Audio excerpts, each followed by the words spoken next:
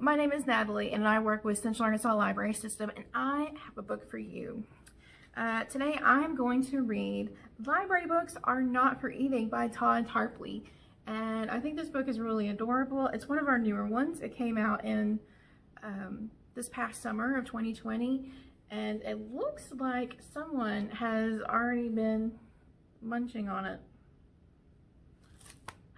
Books don't taste good, okay? Don't taste good. But let's dig on in.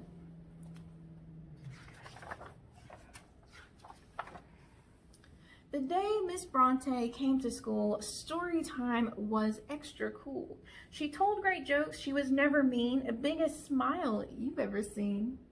One small problem, couldn't beat it. Once she read a book, she'd eat it. You should see what, can you guess what dinosaur Miss Bronte is? Think about that. Maybe put it in the comments. She'd say, the end, you hear a crunch, and then 3 or 4 more books by lunch. Miss Bronte, kids would keep repeating, library books are not for eating. Miss Bronte promised with a roar that she'd be eating books no more. But soon as story time was done, oops, there goes another one. Miss McCartney called her in. Miss Bronte, where do I begin? You're eating books? That isn't right. You need to curb your appetite. I think you know where this is leading. Library books are not for eating. Miss Bronte promised with a roar. Can you roar? Give a pause and roar really big. So Miss Bronte promised with a roar that she'd be eating books no more. When Miss McCartney turned her head, she ate up all her books instead. Oh no.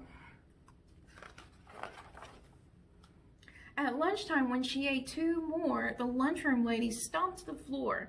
Miss Bronte, you must change your diet. Books taste yucky, don't deny it.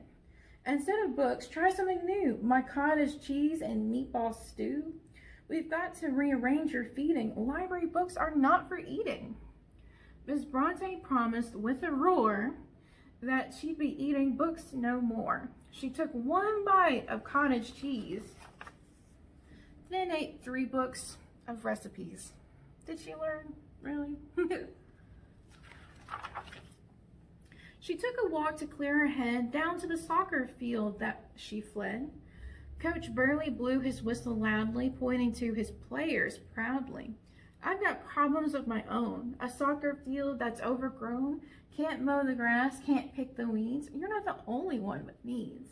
Be a winner, no more cheating. Library books are not for eating.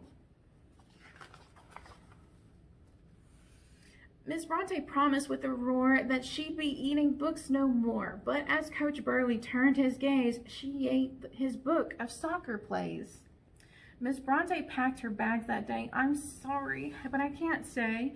It's not that I find books so yummy, but nothing else here fills my tummy. If I could find a bulb or seed, a blade of grass, a bush, a weed. Can you guess where this is going? Suddenly, her plan was clear. She'd make the wild weeds disappear. All she had to do was eat them, let her appetite defeat them. Now, Miss Bronte just eats weeds. They fill her dietary needs. The soccer team has gone unbeaten. Not a single book's been eaten. Every morning, right at 9, Miss Bronte leads the story time. And every afternoon at 4, she's on the sidelines keeping score. The soccer field is good as new. Kids run and kick where weeds once grew. The moral of this tale you're reading is library books are not for eating. A happy tale this might have been, but then they hired Mr. Finn. The end. I'm really hoping that Mr. Tarpley, the author, writes that next book. I haven't seen it come out yet, but stay tuned. I wonder what's up next with Mr. Finn.